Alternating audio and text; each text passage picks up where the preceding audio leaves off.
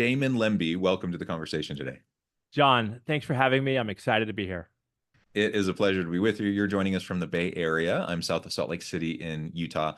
And today we're going to be talking about the intersection of leadership and lifelong learning. It was fun chatting with you in the pre-interview, just getting to know you a little bit. And, you know, this whole idea of lifelong learning, it's 100% what I'm all about. Anyone who's been listening to the podcast for any amount of time, you know, I'm a full-time professor. That's my first time love and full-time gig. And so that's what I'm doing day in and day out. And I do consulting and things like this podcast and other things as well on the side. But that's what I always am doing. But then of course I'm teaching leadership. I'm doing research in the space of leadership. I'm consulting around leadership and executive effectiveness and leadership and such. And 100% believe these two things are wedded. And effective leadership requires lifelong learning. And I know, Damon, this is really 100% around your philosophy. So I'm super excited to be able to unpack this with you and to discuss really in detail what this all means.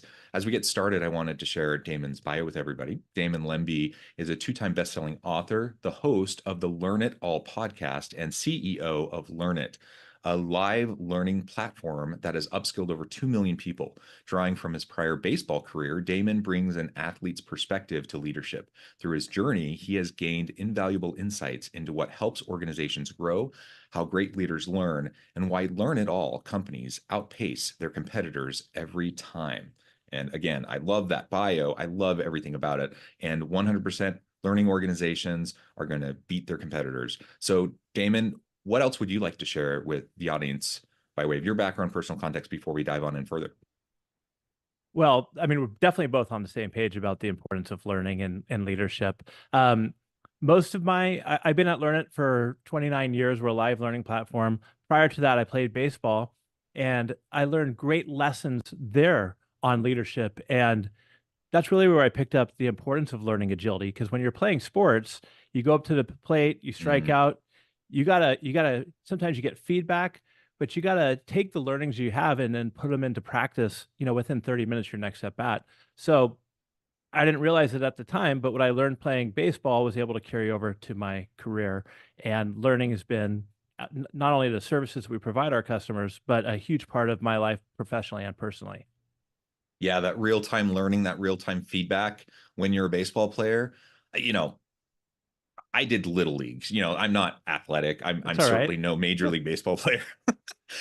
I did 6 years of little league. I was a decent fielder, not so decent batter. But I can at least somewhat, on the margins relate. Yeah, batting's hard, And so you go up to bat and it doesn't go so well. Yeah, you are learning on the job, right? You're getting that 100%. real-time feedback. And so sports is a real great there's a reason why we use sports as a metaphor for leadership all the time, or a metaphor for teams all the time, a metaphor for learning all the time, because you are gaining those skills and there are all those attributes that directly relate back to what we experience in very real ways in the workplace. And learning, absolutely, there's that real-time feedback that you're receiving. You take a shot in basketball, it either goes in or it doesn't go in. If you're, off to the side or you went too hard, you get that feedback immediately, and if you need to make a correction, right? Absolutely. And the same is, I believe the same goes when it comes to leadership, because you go in, let's say you either give a presentation or you have a one-on-one, there's always learning opportunities, not only, John, for yourself, but also the team members that you coach. And of course, Learn It does things like we have our, formal learning programs, but there's also, like you mentioned, so many great opportunities for in the moment learning opportunities. And really, that's what I think it comes to, where the intersection is, and what really helps create what we like to call Learn It All learning cultures. Yeah. Yeah. And so the real-time opportunities are fantastic. That's why it's wonderful when we have a dynamic of and a culture of learning where everyone can be a mentor and a coach to everyone else, where a leader, a supervisor sees it as their role to constantly be providing that coaching, that mentoring, and that feedback to the people around them. That's the differentiator, I think, to just have that constant environment of everyone just helping each other and providing that real-time feedback. I'm thinking back to, I don't even remember the details, but there's this really impactful kind of cheesy video I remember watching back when I was an undergrad student. Um, in like an organizational behavior class or something like that, the teacher shows this video.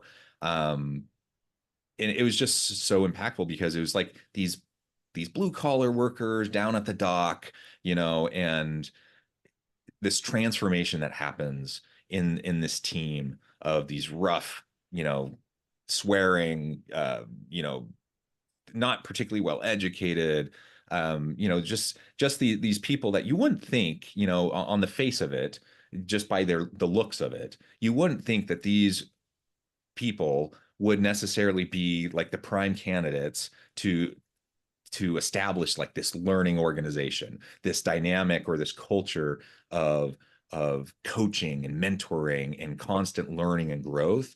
And yet that's exactly what happens with this team, with this organization. And over the arc of like this 6 months and this year, you see this transformation happening in this like 10-minute video that where they're kind of showing how this happens. And I just remember the light bulb going off in my mind. I'm like, oh my gosh, if that can happen in an organization like that with that kind of workers, you think about that happening at like a Google or something like that. But if it can happen with blue collar workers, um, it could happen with anybody. Like you can literally do that with anybody. It's all about mindset. It's all about developing that type of culture where everyone knows that they're expected to learn and grow and that they're expected to hold each other accountable for learning and for personal growth. I didn't see the video. It sounds great. But I also believe, John, it all starts with leadership. It starts at the top. If you want to create a culture of leadership, you need the senior leaders, the CEO, the C level team to buy into it, and not only buy into it by investing and saying, "Hey, go out and do it," by also participating, rolling up their sleeves, and actually getting involved, participating in the trainings, and making sure that they're giving their team members space to learn. I like to call it learning time off, LTO, right? So it's one thing to just, invest money in it, but it's also making sure that people carve out the time that they have to be able to do training. And then learning outside of the formal classroom, as we were just talking about, the importance of being able to learn, be curious, and try things on the job. And if things don't go right, you got to create a culture that you have a psychologically safe space where Yeah. it's okay to fail, right? And people need to know that their leadership has their back. They're either going to be supportive or they're going to help them come in and correct it. Because if people feel like that they're in an organization where they can't fail, well, if they can't fail, then they're not going to take chances. And if they're not going to take chances, they're really not going to grow and they're not going to learn. And and I'm sure you feel the same way, I think a lot of the best learning opportunities come from failure. So it starts with leadership. And if you're a leadership team that you think you know it all and you have it all figured out and you're not vulnerable and asking for help, I think you're going to get, for lack of a better term, stomped on and just left behind.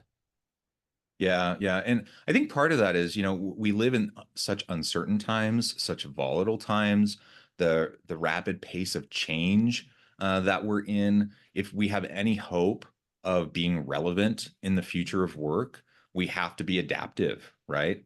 And 100%. how in the world can you be adaptive if you're not constantly learning, right?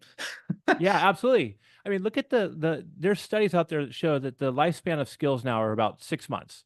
So Yeah, let's say you're a computer science major, you're graduating in June. You By the time January comes around, you need a whole new skill set. So how are you going to be able to keep up and continue to learn and grow? Or how are you going to be able to be productive if you're not constantly learning and evolving? yeah.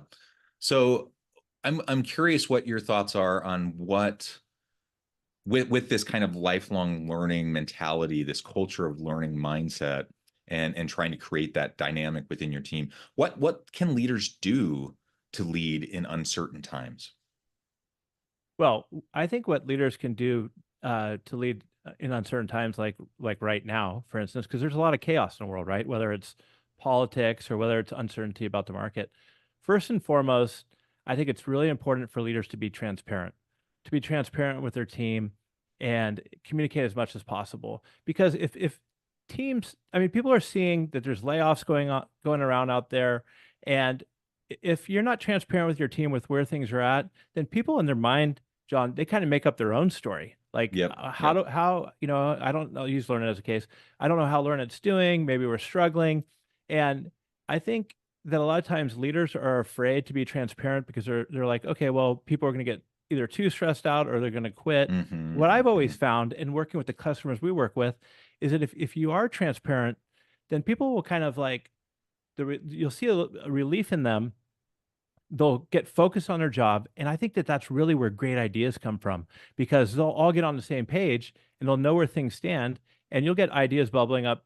People get curious, they'll try to find ways to be innovative and help your company instead of you being guarded. So to me, leading in uncertain times is about being transparent and over communicating. And I was always a big fan of Winston Churchill, and how he handled the Battle of Britain, right, where he was very honest with the country, what was going on, but he was also, at the end of the day, he was positive. He's like, let's work together and we can get through this. So I think that those are my three tips for leading in uncertain times. Yeah. And I, like you said, I see it all the time. And I mean, sometimes maybe there are nefarious reasons for why leaders aren't more transparent, why they don't share more, and why they hold information close to the vest. But in uncertain times, I think really oftentimes it's like you just said, they're worried about sharing information that are going to upset their people.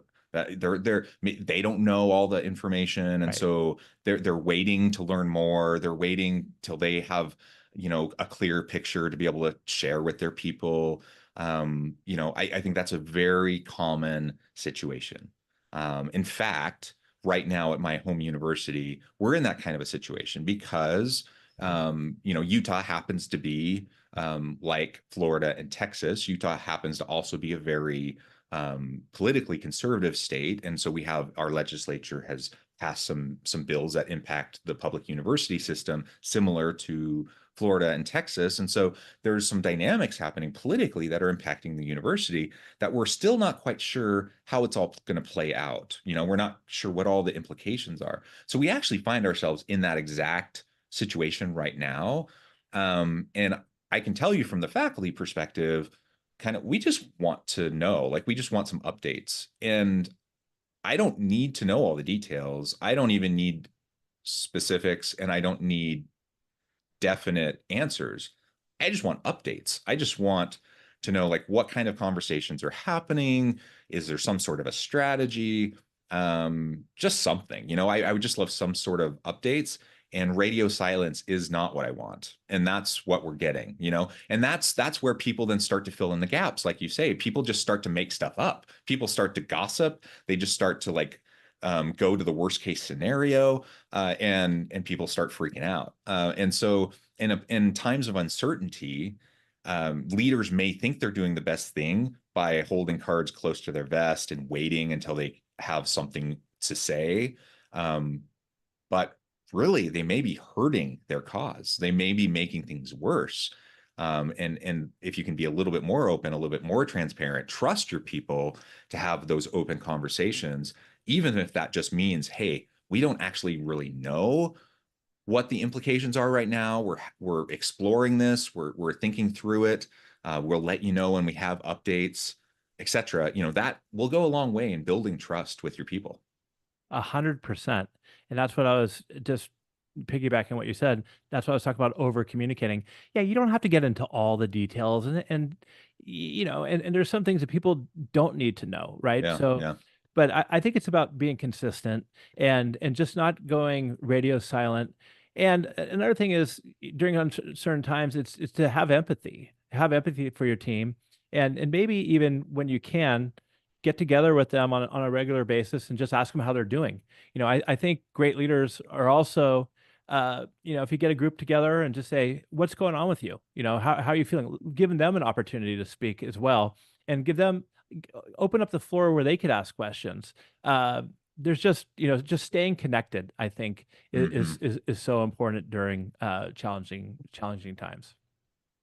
Yeah. And, that empathy piece, I love. I think we need to consider, I mean, especially in this kind of post-COVID world, there was a lot of talk about leading with empathy during COVID. People were dealing with a lot, heightened anxieties, lots of burnout. I think people recognize, yeah, we need to have a lot of empathy during that time. Maybe it hasn't been talked about quite as much since then, but we need to remember that that's still really important.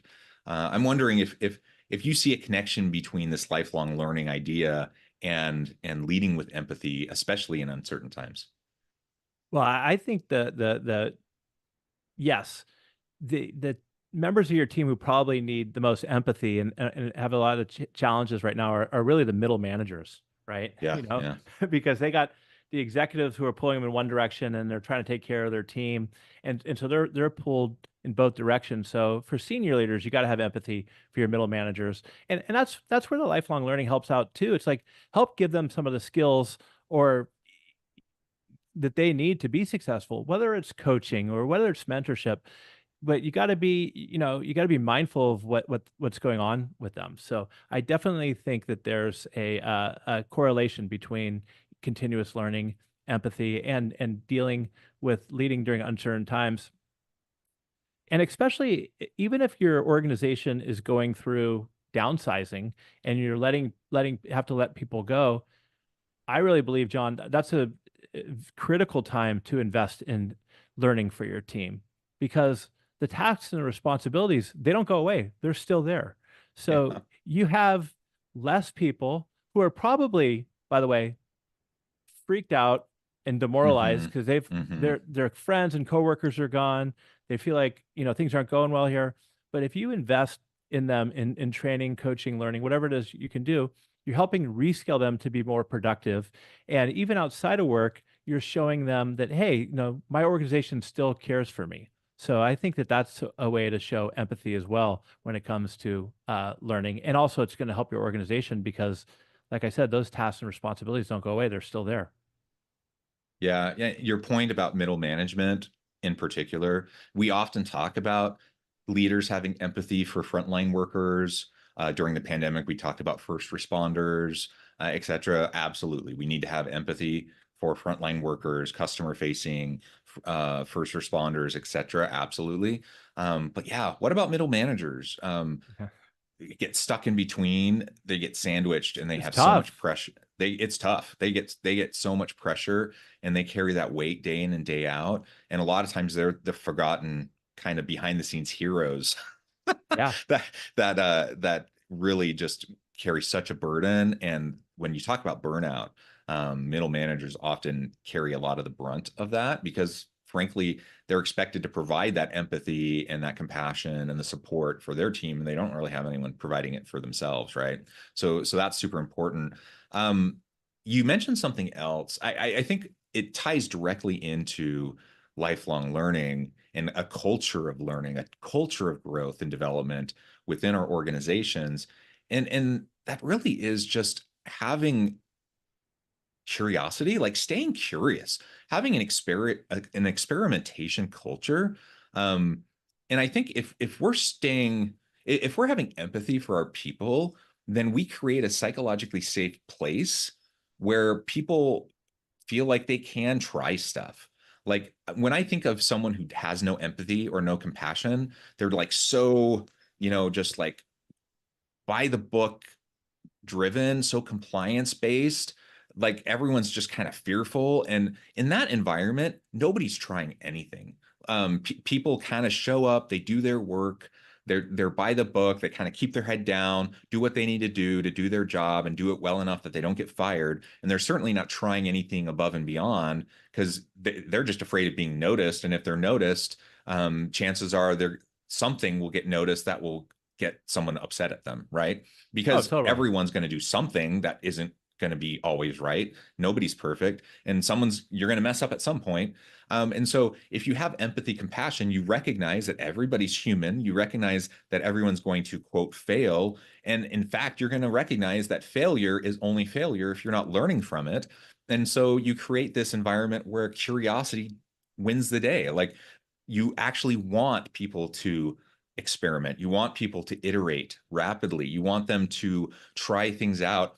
And in fact, the only failure is if you don't learn from what you did. If you try something and it didn't work, and then you just repeat it, yes, that's a failure. But if you try something, especially if you fall forward, fail fast, any of these kind of generic Terms, right? sayings, but they mean something. If you do that, and you're not like losing the company tons of money, but you're trying something that matters because you learn from it and you grow from it, and then you're going to help the company move forward from it. That's what drives innovation, right?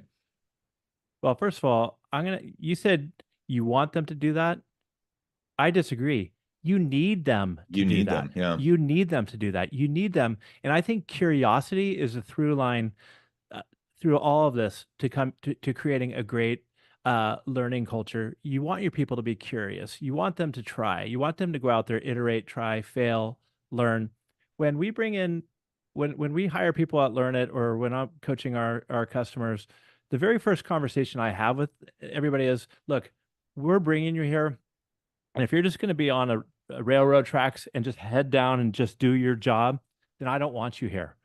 There's Yeah. really nothing. I mean, this isn't heart surgery, so there's really nothing you're going to do that's going to blow up the organization. So I want you to go out there and I want you to try things. Okay. And if Yeah. it doesn't work, then it's fine to make mistakes, but kind of like you just said, but let's just not make the same mistake 10 times. Let's learn from that mistake, um, and then make different mistakes. But try, go out there, do things.